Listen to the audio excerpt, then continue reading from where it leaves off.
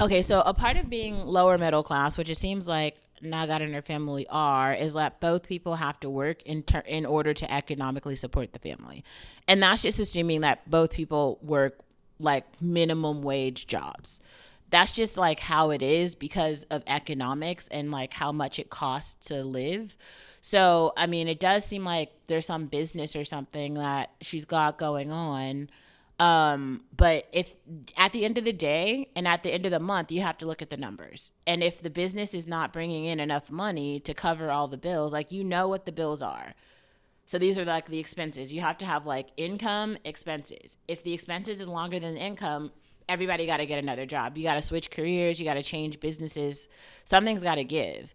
And one thing that every person has is time. And so you can trade your time for labor and make money to feed your family. Like that's just how it goes. Like you don't even have to have any skills for that. There's superstores everywhere. The Walmarts, the what is it, Oshkosh. Like there's always some superstore where you could just get a job. Like everyone in America basically works at Walmart. Like that's the job.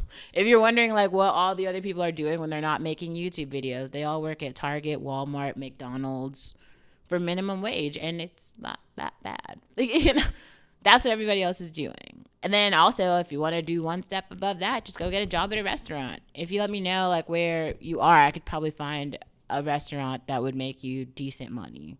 Um, but yeah, that time that you spend at your job would be time away from your family.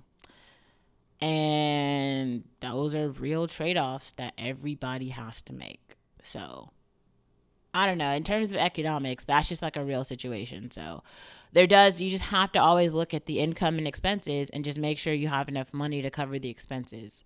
And then you just have to get your expenses down to like what is critical, like what is necessary, and then make sure you have enough money for that stuff and that the money is consistent. Doing stuff like the trading stuff isn't really consistent money. Those are like hobbies. Like most of the people I know, like Raphael, he's like a data scientist, but his regular job, I think Raphael has to be making like $275,000 a year at this point because he's got two PhDs in like computer science and like mechanical engineering, and he works at DocuSign. And he's like the lead dude. Like he like speaks at he's like on my level. So well he's way above my level, but like he's pretty like right. And I know that he also owns like two or three properties and he has rental tenants and then he does trading. But trading is like the hobby, not the primary source of income. So I would assume he probably wouldn't spend more than like 3% of his income doing messing around with trading. The primary income though cannot I've never seen anyone realistically do trading full time. Like trading is a hobby that you'd have to use disposable income to play with. Trading is like the thing, you know, like Drake. Remember when Drake was on Instagram and then he spent like $5 million or something. He just lost it trading with the stake or whatever. There was some betting thing.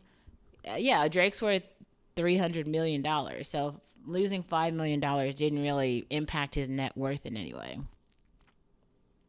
At the same time, Drake performed at some New Year's Eve shows to bring in the money. All right, he made the money back in like a day doing one show. So you just got to make sure at every moment, right? Like you got to have enough coming in consistently.